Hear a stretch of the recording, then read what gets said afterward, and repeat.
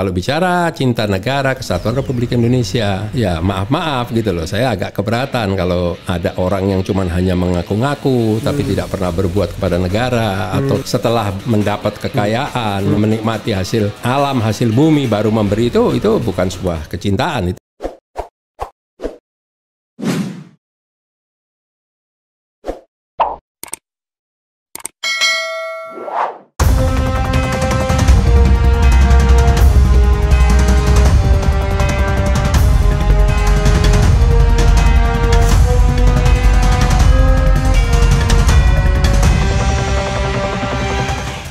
Assalamualaikum warahmatullahi wabarakatuh, Sobat RH sekalian. Jumpa lagi kita di channel yang keren ini, Keren Cadas ya. Di depan saya ini ada orang yang kemarin itu pengen saya temui secara langsung, karena yang paling menawan adalah senyumnya. Dan beliau orang penting di GNPF Ulama ya. GNPF itu Gerakan Nasional Pengawal Fatwa Ulama, yang terbentuk tahun kira-kira 2016, Ustadz ya? Iya. Beliau adalah Ustadz Ustadz Yusuf Muhammad Martak. Ya. Oke. Assalamualaikum warahmatullahi wabarakatuh, Ustadz. Waalaikumsalam warahmatullahi wabarakatuh. Oke. Terima kasih Ustadz sudah datang ke tempat saya, dan saya tahu tidak gampang ke sini karena harus lompat ke loteng. Jadi sahabat sekalian, kalau tidak punya kemampuan untuk naik tangga ke loteng agak susah juga ke sini. Naiknya ya. Semangat, turunnya nanti. Turunnya lebih semangat. Alhamdulillah. Ya. Jadi Ustadz, makasih sudah datang. Dan biasanya di Refli Harun Channel ini saya tanya apa aja, ya kan? Iya. Nah, pertanyaan saya yang utama adalah itu hubungan Yusuf Muhammad Martak dengan keluarga Martak yang kasih rumah, atau kasih rumah atau pinjamkan rumah Pegangsaan 56 Bung Karno itu apa, Ustadz? Jadi beliau adalah paman saya. Paman langsung? Paman langsung, adik bapak saya. Oke, adik kandung? Adik kandung. Ya, jadi satu saudara itu berempat, bapak saya. Ya. Dan memang beliau almarhum itu sangat dekat sekali dengan Bung Karno. Dan bapaknya Bapak Ustadz? Paman saya. Oh, yang nomor satu itu? Yang paman saya. Jadi adik bapak saya. Kalau bapak saya kan sudah pindah ke Surabaya saat itu. Ya, nah tapi ya di sana kakak saya itu justru bendahara umum di Partai Nasional Indonesia PNI. Kakak saya. Jadi biar kita buat clear. Jadi ayah itu bersaudara. Berempat bersaudara. Yang dekat dengan Bung Karno itu nomor berapa? Itu nomor 3. Nomor 3. Kalau ayah nomor 2. Nomor 2. Yang tertua? Yang tertua ada juga satu. Perempuan atau laki? Laki semua. Oh, laki semua. Yang bungsu? Laki semua. Yang bungsu laki juga. Waktu tahun 45 yang di Jakarta siapa? Semua masih 45 masih di Jakarta. Oh, 45 masih di Jakarta. Setelah itu kurang lebih tahun 50 sekian, nah itu baru boleh pindah. Baru pindah. Iya. Termasuk ayah Ustadz pindah ke Surabaya. Iya, tapi paman saya tetap di Jakarta, tinggal di Pegangsaan Timur 56. Oh, itu rumah dia? Rumah tinggal. Rumah tinggal? Rumah tinggal. Lalu diberikan, dipinjamkan atau diapakan? Jadi saat itu Bung Karno sedang di pengasingan, lagi menderita sakit berat sekali, mondar-mandir, diobatin, dibawain madu, dibawain obat, dibawain segala. Itu dari pengasingan dari Bengkulu? Atau ND? ND kalau nggak salah. Oh, ND ya?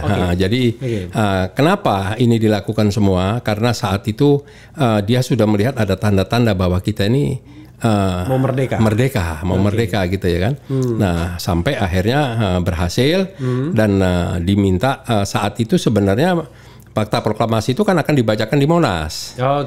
Tapi paman saya tidak setuju. Dia bilang masa sebuah negara mengumumkan di pinggir jalan, gitulah. Nah jadi ya rumah Pegangsaan Timur 56 itu gede sekali, mungkin sekitar 10.000 meter kali itu ada tuh.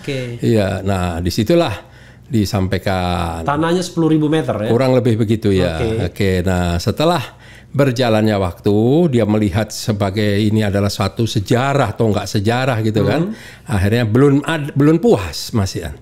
Dia berunding dengan istri, dengan anak, bagaimana kalau ini bukan hanya tempat tapi ini kita berikan kepada negara. Oke. Nah, akhirnya pindahlah satu keluarga ke Pegangsaan Timur di seberangnya yang sekarang kalau tidak salah itu digunakan oleh salah satu partai. Oh, partai apa? Demokrat. Oh, Partai Demokrat. Iya, itu. Yang katanya Demokrat yang asli ini. Atau Demokrat yang lain lagi. Iya, kadang-kadang begitu. Kadang-kadang ada asli, kadang-kadang hampir ada yang asli hampir dihanguskan. Oke. Ini Demokratnya AHY atau Demokratnya Muldoko? Demokratnya AHY. Yang menggunakan ya. Iya. Oh, jadi itu sudah beralih. Dari keluarga Martak. Iya, beralih. Tahun berapa beralihnya? Itu sekitar tahun 60-an. 51 kok nggak salah ya. Ya, ada surat ucapan terima kasih dari negara. Bahkan di dalam surat itu dicantumkan mengucapkan terima kasih atas diberinya gedung proklamasi 56 dan dibantunya membeli beberapa gedung. Jadi bukan hanya satu gitu loh. Oke. Iya, itu ada jelas. Beberapa gedung untuk Indonesia negara yang baru. Iya, untuk negara yang baru. Dan gedung proklamasi 56 itu jadi kediaman Bung Karno akhirnya? Atau jadi kantor atau jadi apa ya? Jadi kantor saat itu ya. Jadi kantor ya. Jadi kantor apa? Presiden? Belum? Belum ya. Oke. Jadi waktu saya sempat waktu itu Pak Jika waktu beliau jadi wapres, kalau tidak salah itu sempat saya bertemu beliau, dia bilang menyayangkan kenapa itu ada sampai pernah dipugar gitu. Sebetulnya nggak perlu dipugar. Jadi itu sempat dipugar itu. Aslinya tidak begitu. Bukan dipugar, tapi apa ya istilahnya? Kalau dipugar itu kan sesuai dengan aslinya kan? Iya. Renovasi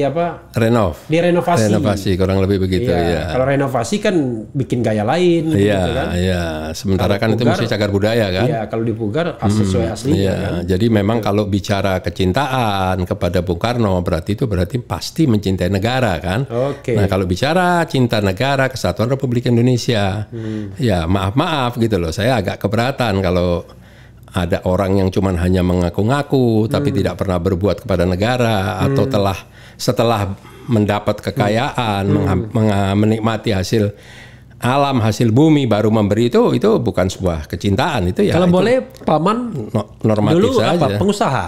Dia pengusaha, dia tidak ada hubungan dengan negara, tidak ada. Jadi sebenarnya aktivitasnya bukan partai, bukan politik. Enggak ada. Jadi dagang aja sebenarnya. Dagang. Kantornya itu adanya di Jalan Coklat, Jalan Kopi situ di kota. Itu berderet itu dulu konglo ya. Ada Hashimning, ada Dasaat, ada Bakri Brothers. Itu di situ tuh semua tuh. Ada Marba di situ. Jadi ibaratnya konglomerat lama. Konglomerat lama. Ya, pengusaha-pengusaha lama lah saat itulah ya. Termasuk Soedarpo mungkin ya. Iya, mungkin. Ya, jadi sampai sekarang ya masih ada tuh beberapa kantor-kantor tua udah nggak terawat lah milik Dasaat. Tapi keturunannya Paman nggak ada. Ada yang meneruskan. Nggak ada. Ya, mereka dagang-dagang biasa. Jadi semua. Yang dikasihkan itu Pegangsaan 56 yang 10.000. Iya, kurang lebih ya. Kurang lebih itu. Ya, kurang jadi lebih dikasihkan semua. Kasihkan semua. Kok sekarang udah. Itu dikasihkan untuk negara atau untuk Bung Karno? Untuk negara. Untuk negara. Iya, ya? Karena ada surat pernyataan dari negara. Iya. Ya, jadi kalau sekarang itu udah nggak tahu deh. Lebih yang jelas. Karena yang jelas lebih dari yang diberikan, yang dijanjikan oleh Akiditio lah, kurang lebih begitulah. Kalau dihargain tuh lebih dari Akiditio itu ya? Mungkin bisa 2 kali lipatnya mungkin kali. Dan tidak hoax ya. Asli fisik bulat-bulat. Bulat-bulat ya. Secara Pegangsaan Timur, Menteng itu ya? Menteng 10.000 meter ya, bisa dibayangkan ya. Sekarang kita bisa kalau dijadikan duit semua, rumah ini ketimbun duit. Dan ponakan-ponakan sepupu saya, anaknya paman saya, sangat sederhana hidupnya sekarang. Ya, istilahnya di bawah inilah ekonominya biasa aja, tapi nggak pusing. Memang dari dulu kita tidak pernah mau mengangkat masalah ini. Iya, kita anggap memang ini kita ikhlas, orang tua ikhlas. Nah, itu barulah mencuat itu pas peristiwa setelah 4/11. Saya nggak tahu dari mana siapa yang memberikan informasi itu ke teman-teman. Nah, pada nelpon minta saya ngangkat, saya berkeberatan, saya bilang nggak mau saya. Gitu. Ini karena memang keluarga sudah tidak pernah mau membicarakan masalah ini dan itu memang ikhlas diberikan kepada negara lah. Gitu. Ya orang kan mengangkat itu dalam konteks ketika ya sokol keturunan Arab ini dia ragukan nasionalismenya, ya kan? Dianggap radikalis, ya kan? Ekstremis, ya kan? Gitu. Kaum berjenggot, ya kira-kira gitu. Makanya kemudian bapaknya Habib Rizik juga pejuang ya? Pejuang, banyak pejuang turunan Arab. Ya, termasuk kakeknya Anis. Kakeknya Anis, iya, itu jelas. Ya. Dan memang benar-benar kecintaannya tulus, nggak ada tendensi apa-apa. Juga ada juga. Oh iya, bukan saya bilang tidak ada, iya. Cuman jangan dimanipulir sejarah itu, ya kan? Jadi ada juga di BPU PKI, betul. Kan? PKI, ada betul. juga konstituante. Betul. Oke, sekarang di GNPF Ulama. Iya. Jadi GNPF Ulama itu kurang lebih bagaimana organisasi ini? Berdirinya yang jelas 2016. 2017 ya? Oh 2017? 2017 ya, baru ingat tadi. Karena kasus Ahok itu penistaan Al-Maidah 51 ya kan? Itu 2016. Iya. Pertama kali, jadi waktu 411 itu sudah terbentuk GNPF belum? 411 itu belum, sudah kan? Sudah. Nah itu 2016. 2016 ya. Iya, sorry. 2016 ya. Okay. Jadi karena saat itu ada dikeluarkannya surat dari Majelis Ulama Indonesia yang namanya bukan fatwa tapi pandangan keagamaan. Karena sesuai waktu itu Ma'ruf Amin. Ketua umumnya yaitu Kiai Ma'ruf Amin. Okay. Ya, gitu. Nah, dan untuk itu dibentuk GNPF. Iya. Untuk mengawal itu. Iya, kenapa harus ada pengawalan? Karena saat itu waktu dilaporkan ada dari aparat menyatakan ini dapat diproses kalau ada fatwa dari MUI. Okay. Setelah fatwa atau surat pandangan keagamaan disampaikan tidak kunjung juga diproses. Oke. Nah, makanya perlu pengawalan. Perlu pengawalan dan turun berkali-kali, berdarah-darah segala macam. Barulah itu diproses, barulah ditahannya di mana juga berarti nggak jelas. Kurang gede pengawalannya. Kurang.